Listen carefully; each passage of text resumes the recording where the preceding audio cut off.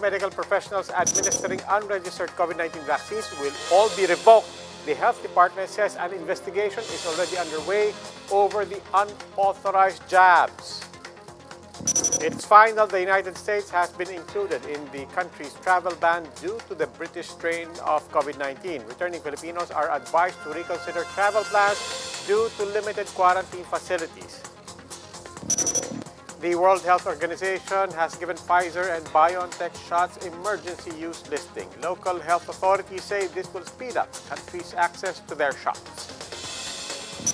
Firecracker-related injuries last night dropped by 85% as LGUs enforced restrictions. But while New Year's Eve was generally peaceful, there were still cases of stray bullets and indiscriminate firing. And let's take a look at how countries worldwide welcome 2021 as the pandemic forced festivities to be muted and scaled back.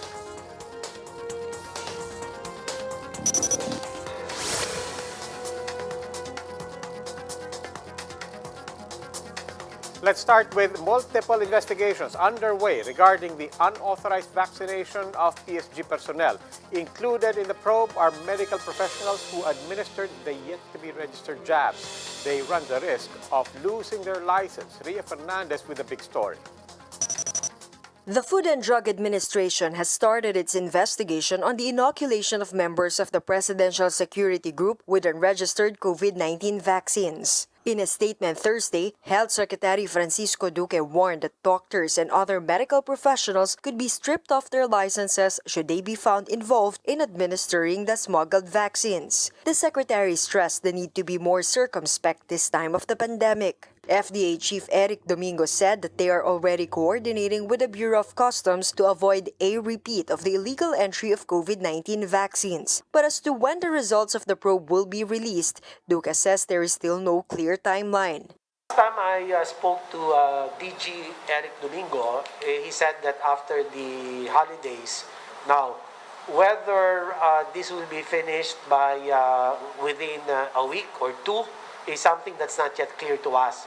Justice Secretary Menardo Guevara has also instructed the NBI to see if there had been violations of the FDA, Consumer and Medical Practice Acts, among others. The AFP is likewise looking into the matter. It insists, however, that the move was purely the decision of the PSG and that AFP Chief Gilbert Gapay had nothing to do with the vaccination issue. If proven true, defense beat analyst Manny Mugato said what the PSG did could be considered a breach of discipline. However, ang military, hindi yan gumagalaw ng walang utos sa itaas. So, ang PSG ay hindi pwedeng sariling desisyon na gagawin to nang walang dadaan sa Army Chief, sa AFP Chief of Staff, sa Defense Secretary at sa Pangulo.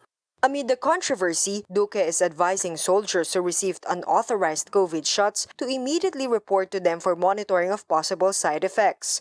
Ay mangyari lang pong i-report nila sa kinakaukulan na otoridad yung pong adverse events na nakanila pong naranasan para ito po ay makasama sa atin datos, no? Both for the short, medium, and the long-term assessment of these vaccines. Duque says that actual rollout of the anti-COVID vaccines should be expected around March in accordance to earlier pronouncements made by vaccine czar Carlito Galvez. For News 5, Ria Fernandez, We Are One News. The Food and Drug Administration welcomes the inclusion of Pfizer in the emergency use listing of the World Health Organization. FDA Director General Eric Domingo says this is a significant development. He notes that they will soon decide on the company's emergency use application.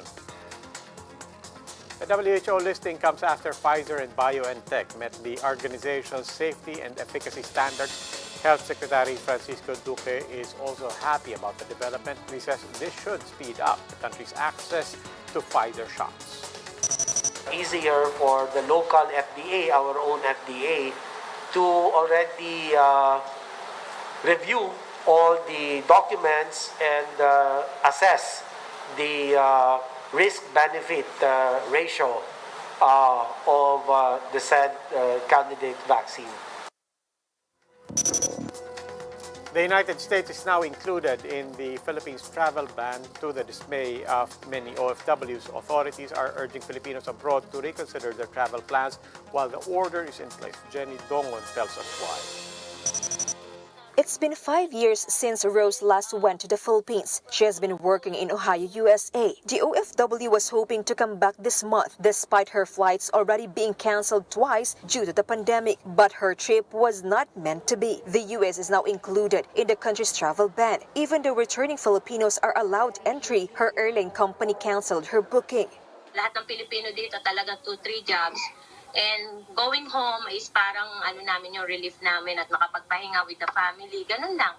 Pero gawa nitong COVID-19, it's stop everything. Due to additional expenses and the mandatory 14-day quarantine, Rose chose to defer her travel altogether. Ewan ko kung kailan na ulit. Baka pag talagang medyo okay na. Pero sabi ko nga, pag nawala na yung mga quarantine, tsaka yung mga sobrang stress, paglabas mo ng airport, mga ganyan, yung gano'n, siguro tsaka na lang. The inclusion of the U.S. in the travel order means Americans and those who have been to the U.S. for the past 14 days will be barred entry to the country. The ban runs from January 3 to 15. Those who will arrive before the ban will have to undergo a 14-day quarantine regardless of swab test results. The palace clarifies that those merely transiting to a barred country are not covered by the order, but those already undergoing quarantine in the country complain of unimpressive facilities. Those housed in this hotel in Batangas claimed that the facility's water supply is unstable and that there's no internet connection. But National Task Force Against COVID-19 Deputy Chief Implementer Vince Dizon said it has been used as a quarantine facility for 3 months already. Although it is not a 5-star hotel, Dizon said that it is safe and clean. He also denied that the passengers were hostaged to stay in the hotel. Ito po ay kasama sa mga napaka-striktong mga kailangan natin gawin para mapigilan ang pagpasok ng bagong strain ng COVID-19. Kaya po kailangan 14 days po sila magstay sa isang facility bago sila makauwi sa kanilang mga final destination. Dizon adds that they can stay at the preferred hotels, but arriving passengers will shoulder the accommodation expenses. For now, the Foreign Affairs Department strongly urges OFWs to reconsider the travel plans due to the travel ban. For News 5, Jenny Dongon, We Are One News. While restrictions are in place the world over to curb the spread of the British variant of COVID-19, a case of other variant being linked to South Africa has just been reported in France. The 501V2 variant was detected in December from a Hautrin resident after traveling from South Africa. It's said to be more transmissible than the British variant. Cases of the South African variant have been reported in Japan and the UK. South Africa is the worst hit COVID country in Africa with over 1 million infections.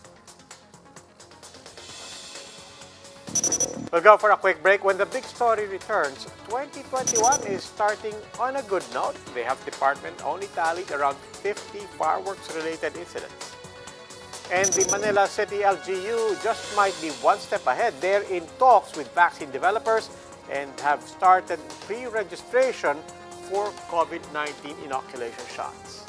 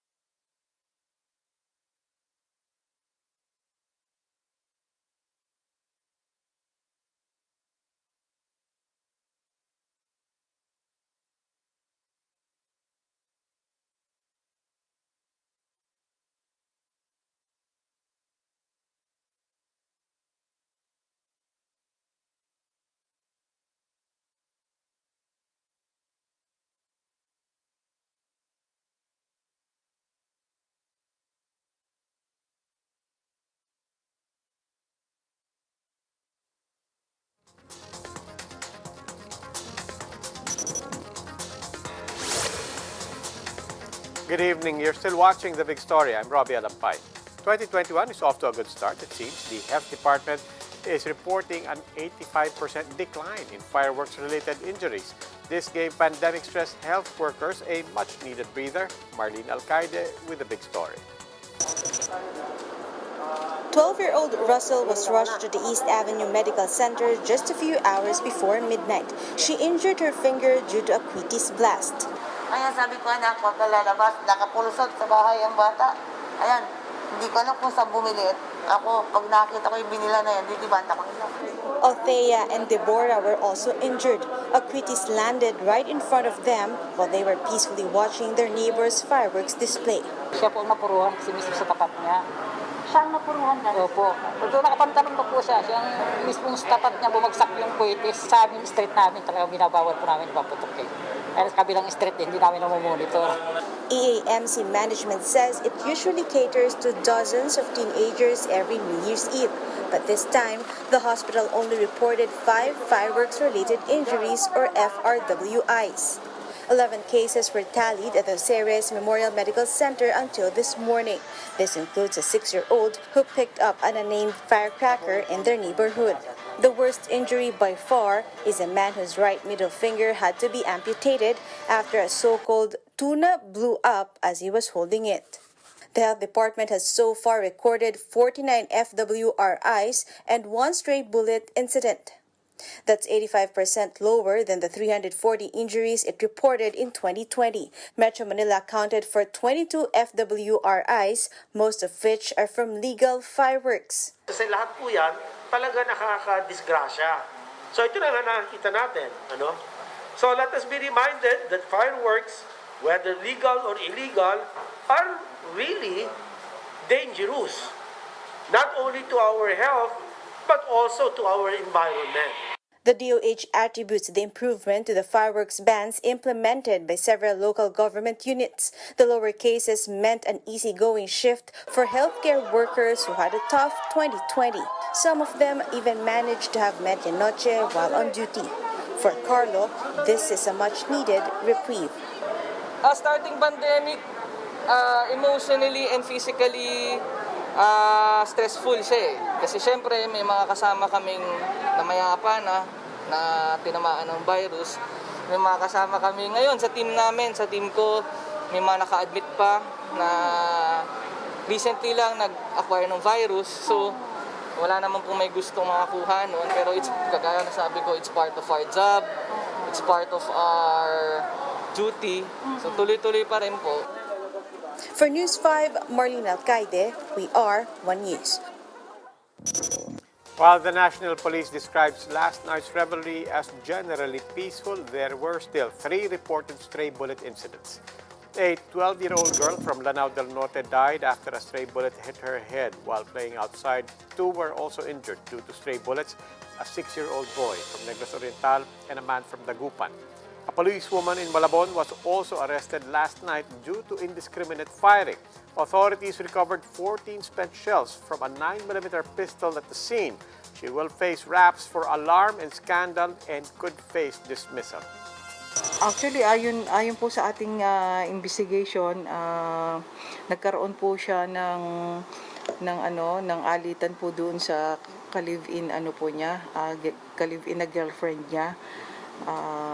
Doon sa address na kung saan reported na nagkaroon po ng indiscriminate firing. But when it comes to firework-related incidents, PNP spokesperson Ildebrandi says that went down by as much as 75%. But 44 people were still apprehended in the National Capital Region for using firecrackers. Maaaring sinabutan lang po sila other than yung confiscation ng mga firecrackers. 2 New Year babies welcome 2021 over at the Fabella Hospital in Manila, bringing joy and new challenges to their families after a year of braving the pandemic. Lynn Olavario with their story.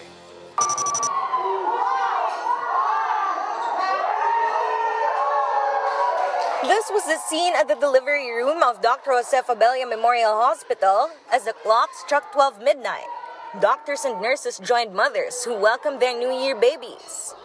Michelle did not expect to give birth to her baby boy Jahir at exactly 12 on January 1. Hindi ko talaga na ano yun. Nagulat na lang kung sigawan silang lahat. Nauna daw ako.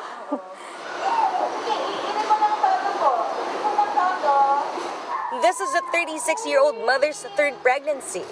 Michelle says this one has proven to be the most difficult, not just because of her 2-hour labor, but also because of the challenges to her pregnancy journey amid the pandemic. Natatakot, parang ang pinagdasal ko na hindi ako magkasakit. Hindi ako magkalagnat o busipon. Yun ang iniwasan ko. Michelle couldn't help but feel all sorts of emotions the first time she got to hold her baby. Ang saya kahit masakit na hindi ko maintindihan. Naramdaman ko. Just a minute later, another mother, Sharon Limapaa, gave birth to healthy baby boy John Aaron. The first time mother said she did not expect to give birth on Friday as she wasn't due until January 7. She admitted that the pandemic has taken a toll on her family, especially since her partner lost his job during the lockdown. Mahirap po para sa amin pero kinakaya po. Basta iniisip ko po ngayon yung baby namin na blessings na dumating. As a precautionary measure against COVID-19, Fabella only allowed relatives in the delivery room if the mother had special concerns. Mothers were also required to wear face masks and face shields while giving birth. Prior to delivery, they had to undergo assessment at the triage area for possible COVID-19 symptoms. Minomonitor naman po sila ng mga doktor kung may mababantayan, kung may hirap na. No? Kasi umiiri ka na nakamas. No? Yun yung pagbabagong naiba sa pag-deliver nila. The hospital gave away free strollers and gift packs containing diapers and other goods as a treat for New Year babies. For News 5, Lynn Olivario, We Are One News. Across the country, New Year's Eve revelry was more restrained due to various restrictions.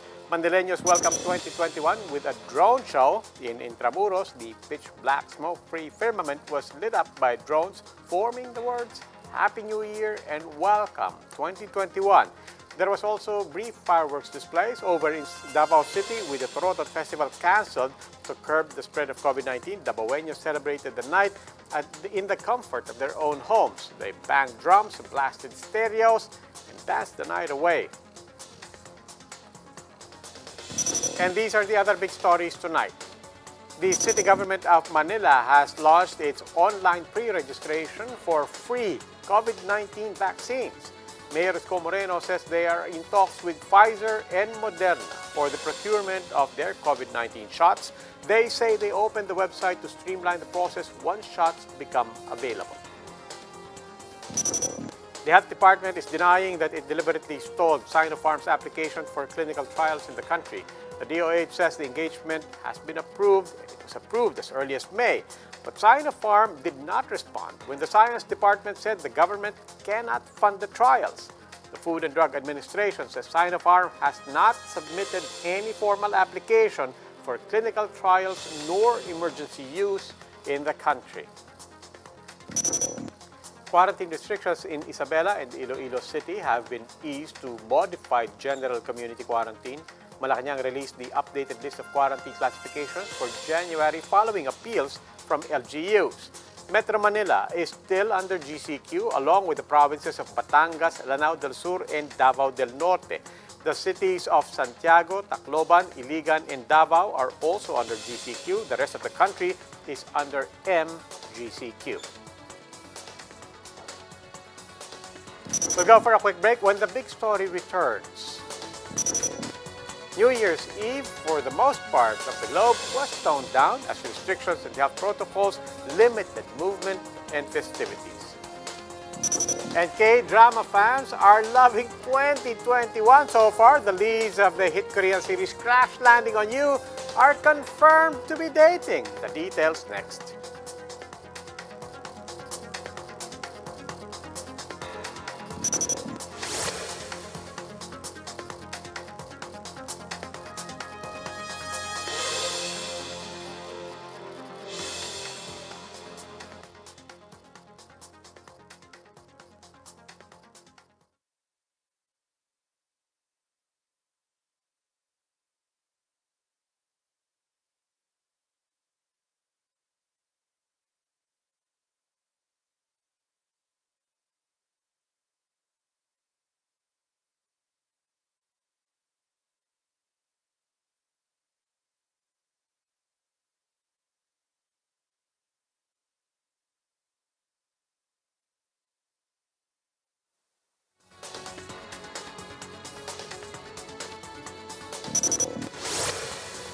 Good evening, I'm Robbie Alampay. You're still watching The Big Story.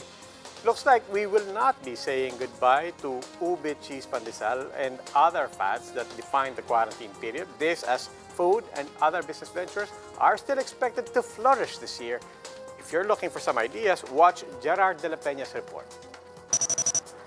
Many business establishments were forced to close down in 2020 after posting heavy losses due to lockdown restrictions. But the few industries that still flourished are expected to continue doing well this year. Entrepreneurship guru Paulo Tibig says topping the list is food, from baked goods to dishes. He adds that agriculture, which suffered losses due to the recent typhoons, will remain resilient.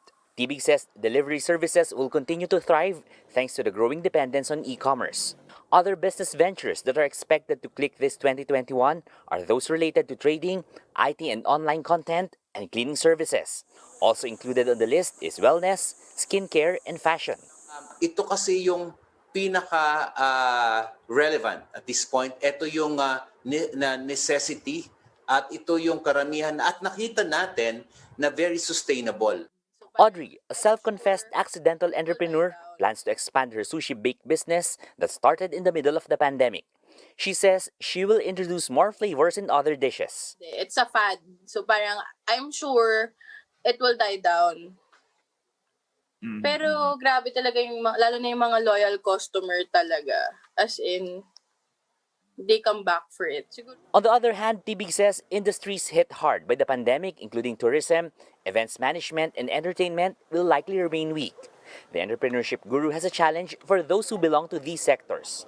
Those who are creative can really do things and turn it around. We just need to have that creative parang acumen natin. He reminds those getting into any kind of business to carefully study all the ins and outs, as well as the risks that they are taking. For News 5, Gerard de la Peña, we are One News. Now time for the big stories in sports. A look at the game with Paulo Del Rosario.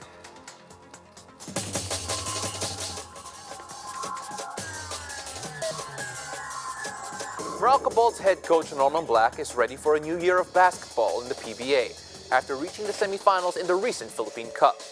In an interview with The Game, Coach Norman talks about his experience leading his team in the bubble and how they grew from the unique circumstances. We probably can work a lot harder than what we've been working, and I say that because we were together 24/7, which meant that we did a lot more as a team.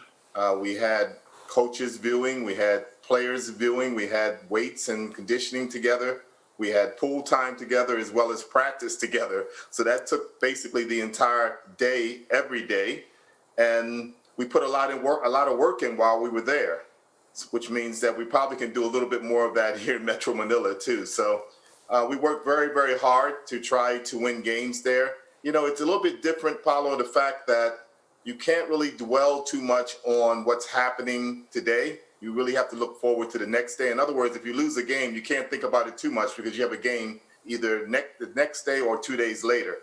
And that's how we really focus. We just stayed in the moment. We just took care of business at hand. Catch more of our interview with the legendary Coach Norman Black later at 9:30 p.m. only here on One News and One Sports Plus. My name is Paulo Del Rosario, and this has been The Game.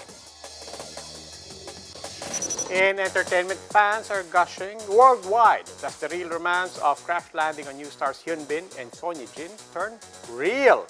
Son Ye Jin herself confirmed the news on her Instagram account in a post showing a basket of flowers. The actress wrote that she is grateful for having met a good person and she vows to do well. Both of the stars' agencies confirmed the dating rumors. The two supposedly developed their romance after their TV drama ended. Korean celebrity news outlet Dispatch said the couple has been dating for 8 months already. The Korean drama Crash Landing on You was a hit among Filipino fans and led to the two landing an endorsement deal with Smart Communications. With the pandemic still around, several countries held subdued New Year celebrations to welcome 2021. In Wuhan, China, where the virus started, hundreds of residents visited a local Buddhist temple to pray for good luck and health. They hope for the pandemic to come to an end. In Japan, where New Year festivities used to be huge, thousands chose to spend the day in prayer, flocking to the Meiji Shrine in central Tokyo. And in Brazil, which currently ranks third in global coronavirus cases, people watched fireworks displays in Copacabana Beach in Rio de Janeiro.